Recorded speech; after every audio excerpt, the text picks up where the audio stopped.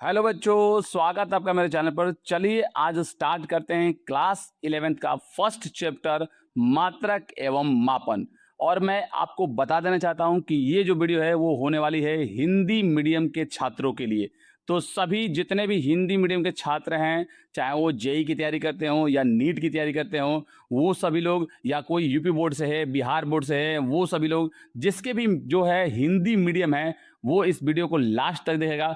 बहुत ही बेहतरीन और बेस्ट नोट्स के साथ आप कॉपी पेन उठा लो और साथ में मेरे समझते चलो, और टोटल नोट्स जो है लाइन बाई लाइन अपने कॉपी पे छाप लो। तो चलिए स्टार्ट करते हैं और देखते हैं सबसे पहले मात्रक एवं मापन में कि भौतिक राशि क्या होती है।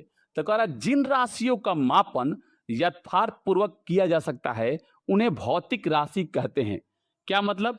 कहने का मतलब जिन राशियों को हम डेफिनेटली अच्छे तरीके से पूरा यथार्थ पूर्वक उसे नाप सकते हैं ना, उसे हम बोलते हैं भौतिक राशि। ठीक है, तीन तरीकों से हम लोग कोई भी चीज को नाप सकते हैं। एक है अदिश राशि यानी कि स्केलर क्वांटिटी, एक है सदिश राशि यानी कि वेक्टर क्वांटिटी, और एक है प्रदिश राशि यानी कि टेंसर क्वांटिटी। ठीक है, तो तीन प्रकार के जो चीजें होती हैं वो उन चीजों से हम लोग किसी भी चीज को नाप सकते हैं। तीन प्रकार की भौतिक राशियां होती हैं जिनके द्वारा हम किसी भी चीज को नाप सकते हैं। तो सबसे पहले समझते हैं कि अदिश राशि क्या होती है।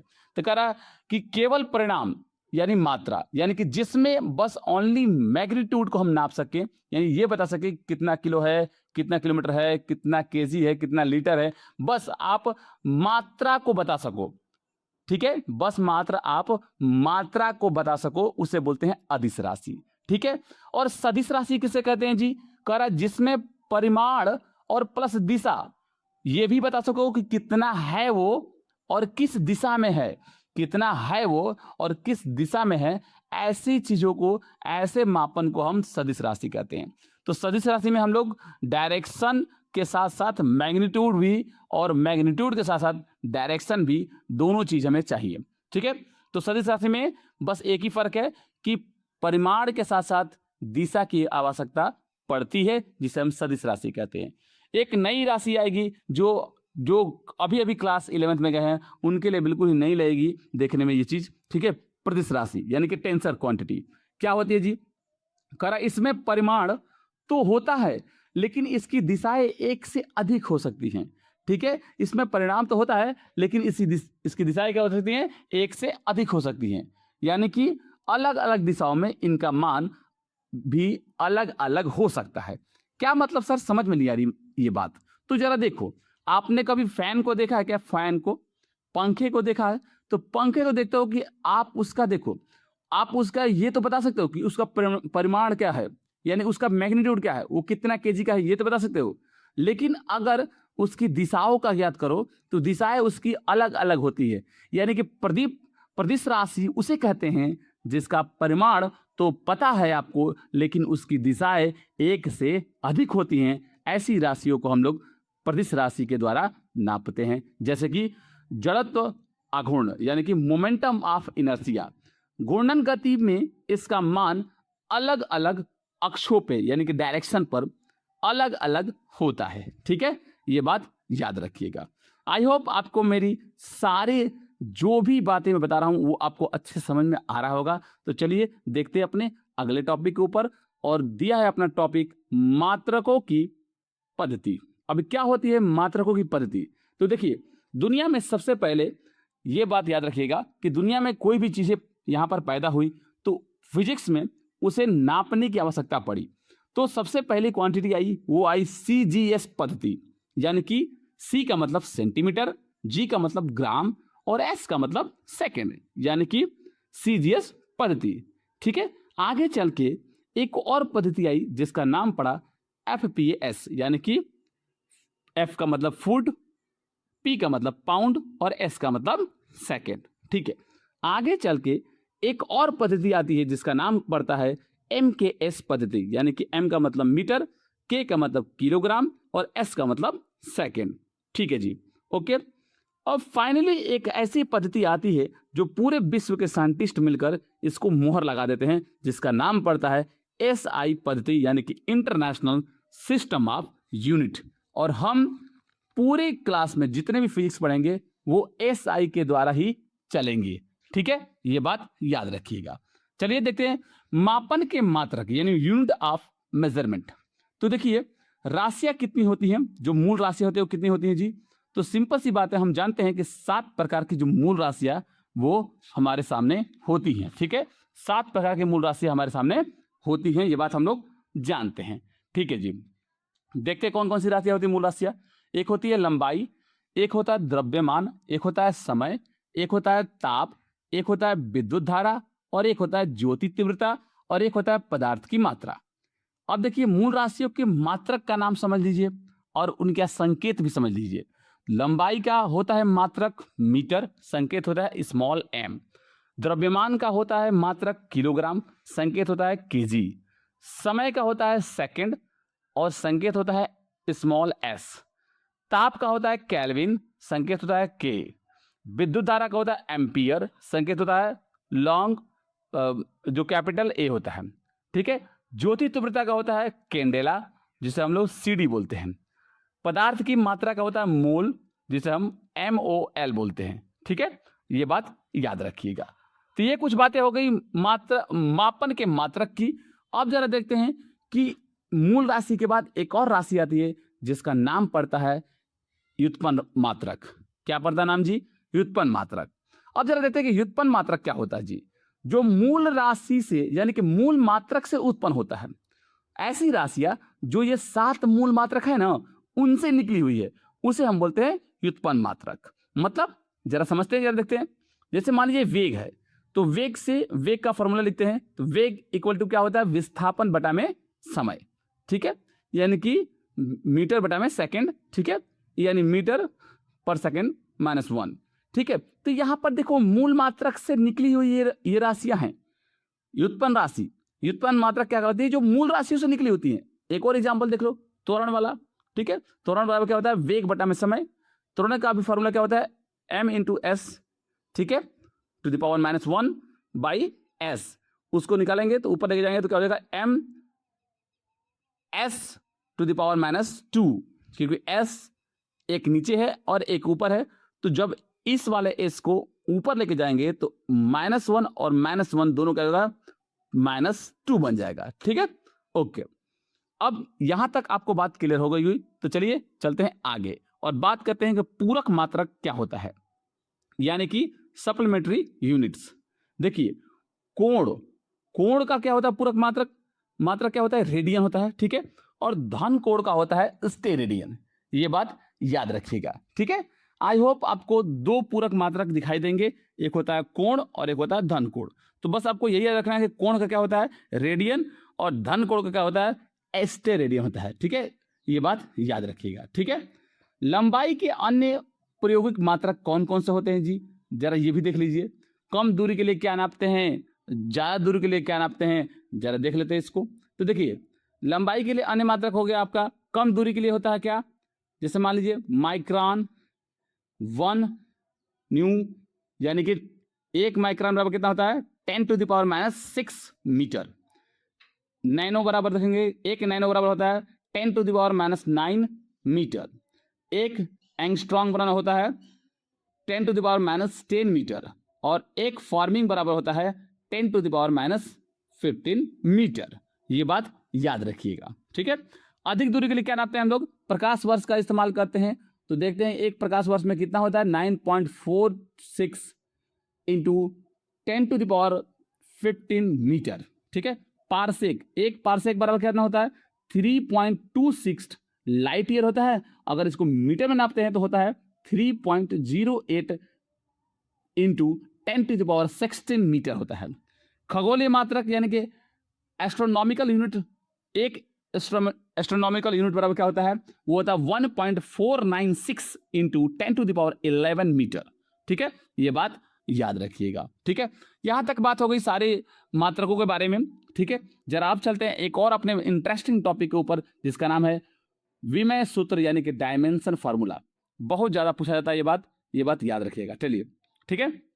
देखिए मूल मात्रक जो होते हैं आपके 7 ना, उन 7 को डायमेंशन फार्मूला हम निकाल सकते हैं, यानी कि विमेय सूत्र निकाल सकते हैं। किसी द्रव्यमान के, ठीक है, लंबाई के, ठीक है, समय के, ठीक है, ताप के, विद्युत धारा के, ज्योति तीव्रता के और पदार्थ की मात्रा के। लेकिन ज्यादातर हम लोग जो है विमेय सूत्र में 3 चीजों का यूज करते हैं, द्रव्यमान, लंबाई और समय। वैसे निकाल सकते हैं हम सातों का, लेकिन ज्यादातर इस्तेमाल करते हैं इसके 3 चीजों के, एक है द्रव्यमान, लंबाई और समय। ठीक है, ये बात याद रखिएगा। कुछ एग्जाम्पल देख लीजिए, जैसे मान लीजिए द्रव्यमान का निकालना है विमेय सूत्र, तो m के ऊपर 1 रहेगा, इसके अंदर l तो होता नहीं क्योंकि ये मूल मात्रा के स्वतंत्र है, इसके अंदर कुछ भी नहीं रहेगा। ठीक है, l के ऊपर 0, t के ऊपर 0। ठीक है, अगर ऐसे कहूँ कि लंबाई निकालिए तो m के ऊपर 0 रहेगा, l के ऊपर 1 रहेगा और t के ऊपर क्या रहेगा, 0 रहेगा। क्यों? क्योंकि लंबाई भी क्या है, एक मूल मात्रक है और मूल मात्रक की सहायता कोई भी नहीं करता, इसलिए इसके साथ कुछ भी नहीं रहेगा। ठीक है, वैसे ही समय का देखो तो m के ऊपर 0, l के ऊपर 0 और t जो है हमारा 1 रहेगा। और ये जो साइड साइड में ब्रैकेट लगा ना, इसे ही कहते हैं विमेय सूत्र। ये लगाना बहुत जरूरी है। ठीक है, इससे ये प्रूफ होता है कि ये विमेय सूत्र है। ठीक है, ये बात याद रखिएगा। ओके, चलिए चलते हैं अपने नेक्स्ट टॉपिक के ऊपर और देखिए क्या लिखा है। देखिए कुछ व्युत्पन्न मात्रकों की विमेय सूत्र निकाल के जरा देखते हैं कि कैसे निकलता है। तो वेग बराबर होता है विस्थापन बटा में समय, और वेग का क्या होता है जी, हम क्या ले लें, देखो ज्यादातर आपको खोजना क्या है कि जो आप m, l और s, t, मतलब m, l और t जो देख रहे हो ना, मैंने जो आपको फॉर्मूला दिया ना m, l, t, जरा खोजना क्या कोई भी व्युत्पन्न मात्रक में से ये 3 चीजें आती हैं कि नहीं आती हैं। ठीक है, अगर ये 3 चीजें आती हैं तो उन्हीं को लेना है आपको। मेरी बात समझ में आ रही है? क्या करूं मैं ये कहना चाहता हूं कि जैसे कि m यानी कि द्रव्यमान, l मतलब लंबाई और t मतलब समय, इन तीनों में जैसे कोई भी चीज अगर आती है, ठीक है, तो उसी को लेना है। कोई भी उत्पन्न राशि, जो भी उत्पन्न राशि आप लिखोगे उसके अंदर आ रही है चीज तो उन्हीं को लेना है। जैसे मान लो वेग बराबर विस्थापन बटा में समय, तो विस्थापन के अंदर l आ रहा है कि नहीं आ रहा है, लंबाई आती है विस्थापन में, ठीक है, तो l को लेंगे। और समय में क्या आ रहा है, t आ रहा है, तो ठीक है, तो l बाई क्या हो गया, t हो गया। उसको हम और उल्टा पलटते हैं तो क्या होगा, l t पे -1 हो गया। अब इसका विमेय सूत्र बनाएंगे तो क्या होगा, m पे 0, क्योंकि m तो हल ही नहीं इसके अंदर। ठीक है, l t पे -1 आपका विमेय सूत्र बन गया किसका, वेग का। ये बात याद रखिएगा। ठीक है, आगे देखिए त्वरण का। अब त्वरण क्या है, त्वरण इक्वल टू क्या होता है, वेग बटा में समय। अब वेग का फॉर्मूला क्या होता है, अभी तो ऊपर लिखा आपने एल टी पे -1, एल टी पे -1 हो गया, और नीचे समय का क्या होता है, टी पे 1 हो गया। अब उसको उल्टा पलट दो तो क्या हो गया, एल टी पे -2 हो गया। और विमेय सूत्र क्या निकल के आ गया इसका, m पे 0, एल टी पे -2 आपका विमेय सूत्र इसका बन के आ गया किसका, त्वरण का। ठीक है, बल का देखते हैं तो बल बराबर क्या होता है, द्रव्यमान इंटू त्वरण होता है। तो यानी कि m इंटू एल टी पे -2, त्वरण का क्या निकला ऊपर। देखो ये आसानी से क्यों निकला, क्योंकि हम लोग ऊपर से निकालते आ रहे हैं, उसको याद रखना है ताकि हम तुरंत ही उसको पुट कर सकें। द्रव्यमान का m होता है, तो देखिए बल का क्या निकल गया, m l t पे -2 आपका निकल के आ गया किसका, बल का। कार्य क्या होता है, बल इंटू विस्थापन, तो बल का आप निकालो यहाँ रख दो, और विस्थापन को ऊपर आप निकाले थे उसको रख दो। विस्थापन क्या होता है, l होता है। तो यहाँ आइए यहाँ पर देखेंगे तो कार्य का निकल के आ गया यहाँ पर एम एल पे स्क्वायर और टी पे -2 स्क्वायर आपका निकल के आ गया विमेय सूत्र कार्य का। शक्ति का देखो, शक्ति का विमेय सूत्र क्या होगा, कार्य बटा में समय होता है, तो कार्य का जो निकाले हो आप उसको ऊपर रखो और समय को नीचे रखो, उसको पलट दो तो क्या होगा, m विमेय सूत्र निकल के आ गया एम एल पे स्क्वायर और टी पे -3 आपका विमेय सूत्र निकल के आ गया किसका, शक्ति का। ठीक है, आई होप बहुत सारे ऐसे विमेय सूत्र होते हैं। ठीक है, उत्पन्न राशियों को आप निकाल सकते हो, आप ऑलरेडी अपने बुक में देख सकते हो, एनसीईआरटी में बहुत सारे विमेय सूत्र दिए होंगे, उन सबको आप अच्छे से देख लीजिएगा, याद कर लीजिएगा, बहुत ज़्यादा काम आते हैं आगे चल के। ठीक है, अब जरा देखते हैं कि विभिन्न प्रकार के चर और अचर क्या होते हैं, अगली टॉपिक आपकी। ठीक है, विमेय चर यानी डायमेंशन वेरिएबल क्या होता है, ये ऐसी राशियां हैं जिनकी विमाएं होती हैं और जिनका मान वैल्यू बदलता रहता है। क्या मतलब, जरा देखो इधर। ठीक है, आयतन, वेग, बल, इनकी वैल्यू फिक्स नहीं होती है, किसी कोई और आयतन आ जाएगी, किसी का मान लो कि वेग देगा 100 की स्पीड, किसी का देगा आपके 40 का, किसी का 50 का, किसी कभी आयतन आपने निकाला तो कभी आएगा 20, कभी आ जाएगा 50, कभी आ जाएगा 60। ठीक है, लेकिन इनका अपना एक फॉर्मूला होता है। ये तो हम जानते हैं कि आयतन का फॉर्मूला होता है, वेग का फॉर्मूला होता है, बल का फॉर्मूला होता है, ठीक है। और विमा, एक जो विमय सूत्र है इसका है L/3 या mL/T/-2 होती है। यानी कि कहने का मतलब सिंपल सी बात है कि ये ऐसी राशियां हैं जिनकी विमाएं होती हैं और जिनका मान, हाँ इनकी विमाएं तो होती हैं लेकिन इनका मान हमेशा बदलता रहता है। ये बात याद रखिएगा। जिस प्रकार का सवाल दिया रहेगा वैसा उसका आयतन आता है, जिस प्रकार का वेग दिया होगा वैसा उसका वेग निकलता है, ठीक है। डेफिनेटली ये फॉर्मूला है तो डेफिनेटली इसका जो आंसर है हमेशा बदलता रहेगा, ठीक है। तो ऐसे विमय को हम विमय अचर कहते हैं, यानी कि डायमेंशन वेरिएबल कहते हैं। अब विमयहीन चर क्या होता है, यानी डायमेंशनलेस वेरिएबल क्या होते हैं। देखिए, ये ऐसी राशियां हैं जिनका मान तो बदलता है, इनका मान तो बदलता है लेकिन इनकी कोई विमा नहीं होती है। इनका मान बदलता है लेकिन इनकी कोई विमा नहीं होती है। यानी कि जो मान है, जो भी वैल्यू दी है, ये वैल्यू बदलेगी लेकिन इनका विमय सूत्र भी नहीं होता है, ठीक है। यानी ये मात्राहीन होती है। जैसे कि कोण हो गया, विकृत हो गया, गुरुत्व हो गया, इन सब के विमय सूत्र नहीं निकाल सकते हैं, ठीक है, क्योंकि ये नहीं दिए गए हैं। ओके, आगे देखिए, विमय अचर यानी कि डायमेंशनल कांस्टेंट क्या होता है, ठीक है। देखो, ऐसी राशियां हैं जिनका मान हमेशा स्थिर फिक्स्ड रहता है लेकिन इनकी अपनी विमाएं भी होती हैं, ठीक है। जैसे कि गुरुत्वाकर्षण नियतांक यानी कि जी की वैल्यू, ठीक है, प्लैंक नियतांक, यानी इनका मान कभी नहीं बदलता लेकिन इन्हें व्यक्त करने के लिए विमाओं की जरूरत होती है। देखिए, इनका मान भी नहीं बदलता और इनके पास अपनी विमाएं यानी कि डायमेंशनल्स होती हैं, ठीक है। ये बात याद रखिएगा। ओके, विमाहीन अचर यानी डायमेंशनलेस कांस्टेंट्स। देखिए, वे भौतिक राशियां जिनकी विमाएं नहीं होती हैं परंतु मान अचर यानी कांस्टेंट होते हैं, विमाहीन अचर कहलाते हैं। जैसे कि 1, 2, 3 ये सब क्या है, ये एक कांस्टेंट वैल्यू है लेकिन इनकी विमाएं जो है विमाहीन अचर कहलाते हैं। कहने का मतलब विमाएं नहीं होती है इनकी, ठीक है। ऐसी भौतिक राशियां जिनकी विमाएं नहीं होती है उनको हम बोलते हैं विमाहीन अचर। सिंपल सी बात है। अब 1, 2, 3, 4 का कहां से होता है, विमा नहीं होता ना, बिल्कुल ठीक है। ओके, विमाओं में अनुप्रयोग, एप्लीकेशन ऑफ डायमेंशनल्स। देखिए जरा देखते हैं, किसी भौतिक राशि के मात्रक को एक पद्धति से दूसरी पद्धति में बदलना अगर होता है तो एक फॉर्मूला का इस्तेमाल करते हैं। जरा देख लीजिए, n2 = n1 यानी कि m1 बाई में m2 ऊपर a स्क्वायर, ठीक है, l1 बाई l2 ऊपर b स्क्वायर और t1 बाई t2 ऊपर c स्क्वायर। ये बात याद रखिएगा, ठीक है। ये इस तरह से जो है इस फॉर्मूले का इस्तेमाल करके हम चाहें तो किसी भौतिक राशि के दूसरी पद्धति में हम लोग बदल सकते हैं, ठीक है। ये बात याद रखिएगा, ठीक है। आइए आगे देखते हैं और कहता क्या कि विमय रीति के दोष अथवा सीमाएं, डिफेक्ट और लिमिट्स ऑफ डायमेंशनल्स एनालाइज। नियतांकों का मान ज्ञात नहीं कर सकते हैं, जैसे कि v = k × रूट में e/d, यानी इनका हम विमय ज्ञात नहीं कर सकते हैं, ठीक है।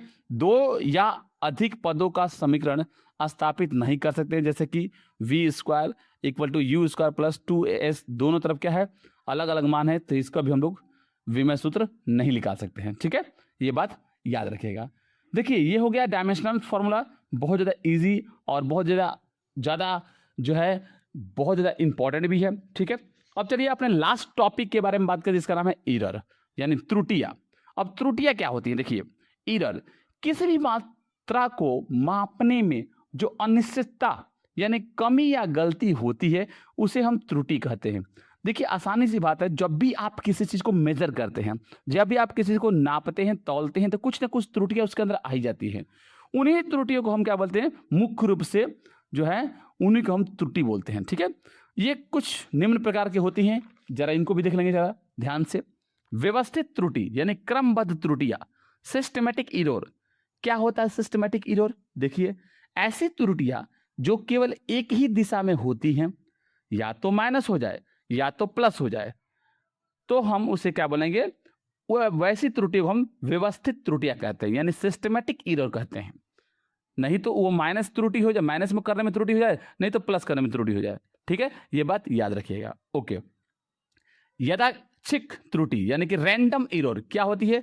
ऐसी त्रुटियां जिनका कोई निश्चित नियम ही नहीं हो।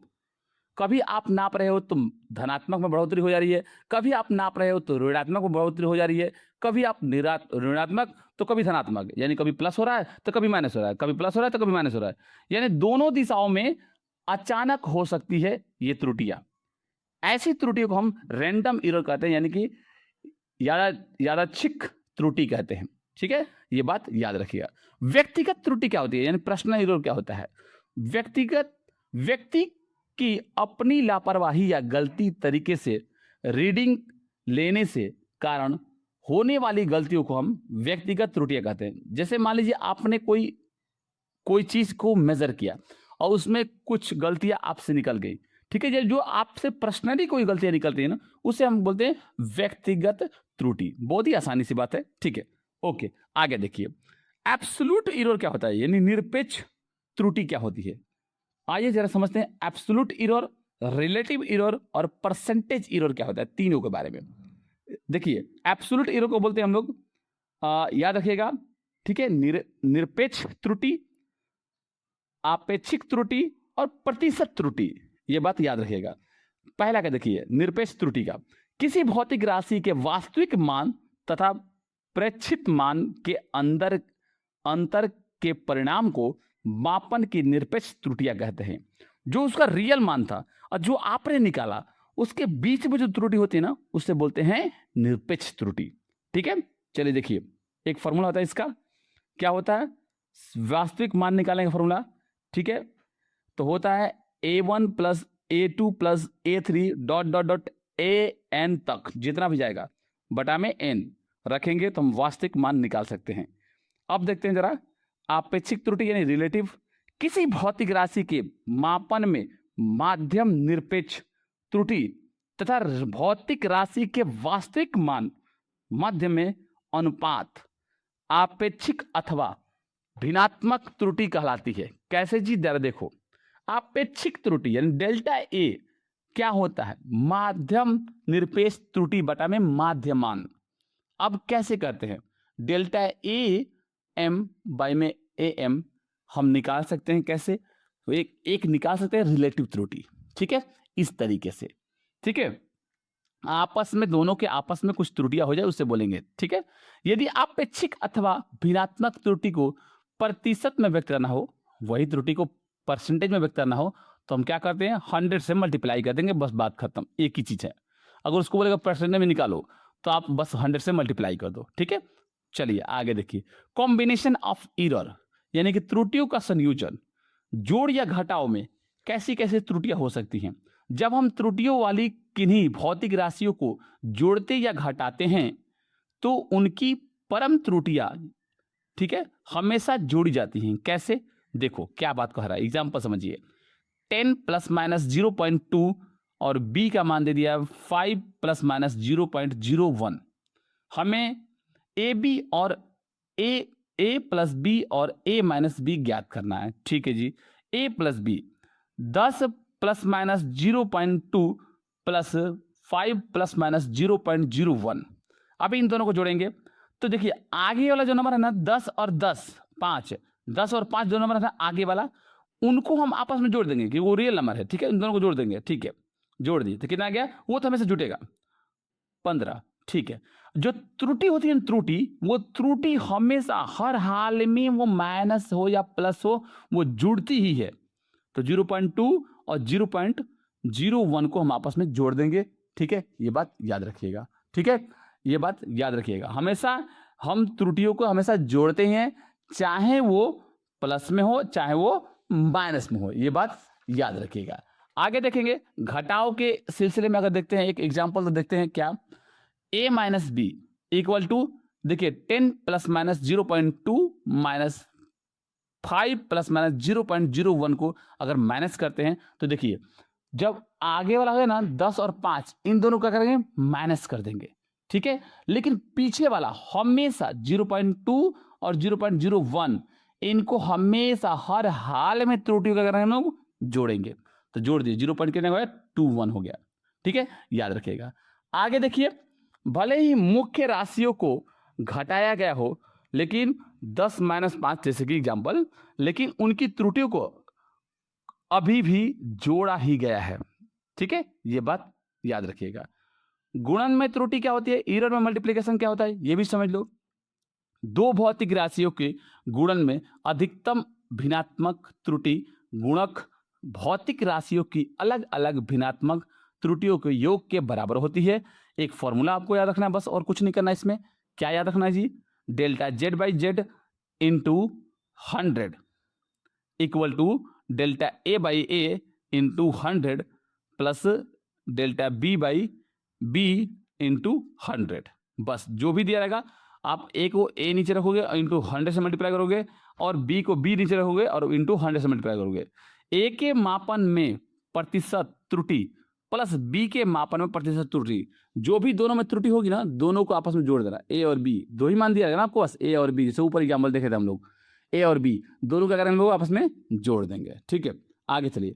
भागफल में त्रुटि, आइए उसी तरह से सेम है। दो भौतिक राशियों के भाग में अधिकतम भिन्नात्मक त्रुटि भाजक भौतिक राशियों की अलग अलग भिन्नात्मक त्रुटियों के योग के बराबर होता है। कैसे होता है जी, जरा देखो। इसमें भी delta Z by Z maximum equal to plus minus delta A by A plus delta B by B. देखिए सिंपल, उसमें मल्टीप्लाई होता है, उसमें अगर होता है प्लस हो रहा है। बस आपको जो भी मान दिया रहेगा, ए को ए नीचे रखना, बी को बी नीचे रखना, बस बात खत्म। आई होप आपको ये मेरा पूरा नोट्स बहुत पसंद आया हो, तो प्लीज़ यार जितना हो सके अपने दोस्तों में शेयर करो, और जितना हो सके इस वीडियो को लाइक करो और सब्सक्राइब करो चैनल को, और प्लीज़ मुझे सपोर्ट करो। और देखिए, एक से बढ़ के क्लासेस के 12 के 11 के 9th के 10th के सारे हिंदी मीडियम वाले बच्चे जो है रेडी हो जाए, क्योंकि अब चलने वाला है बस हिंदी मीडियम का जलवा। Thank you for loving support. जय हिंद।